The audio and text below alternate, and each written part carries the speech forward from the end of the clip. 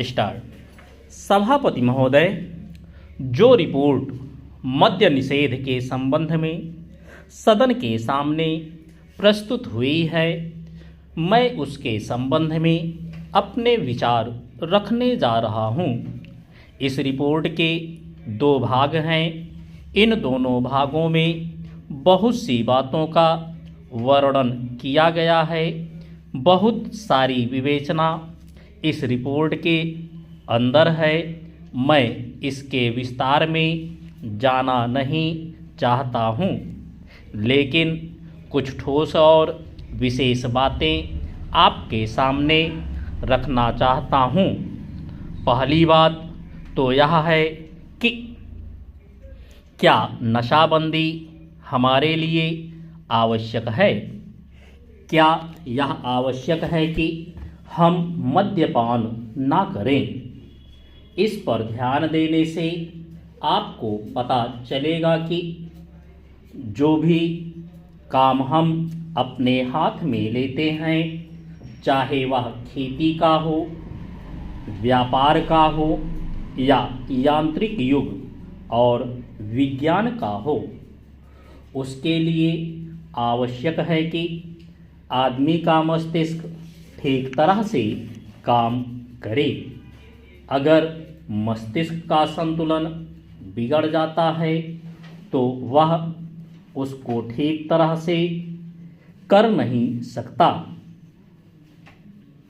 और यह शराब एक ऐसी चीज है जो कि व्यक्ति के मस्तिष्क का संतुलन खो देती है।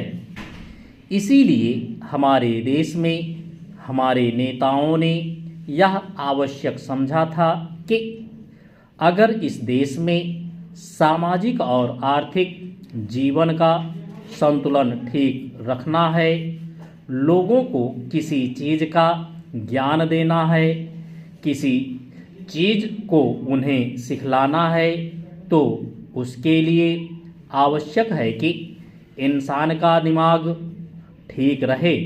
और इसीलिए नशाबंदी का होना बहुत ही आवश्यक है। इस बात का प्रचार स्वतंत्रता के पहले और बाद में भी किया गया।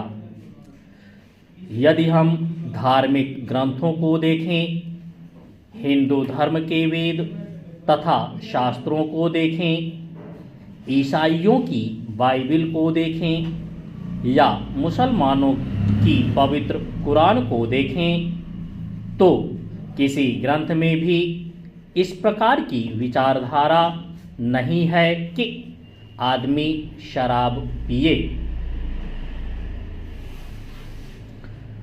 हर स्थान पर इसका खंडन किया गया है।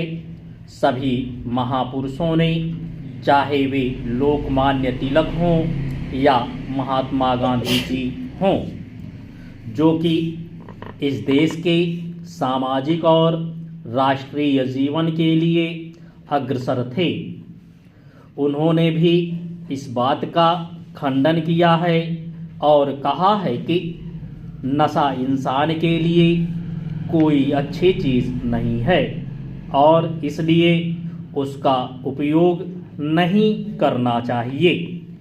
मैं आपके द्वारा इस सदन का ध्यान दिलाऊंगा कि शराबबंदी को जहाँ जहाँ भी ढील दी गई है, वहाँ पर देखने से पता चलता है कि हालत कितनी खराब हुई है।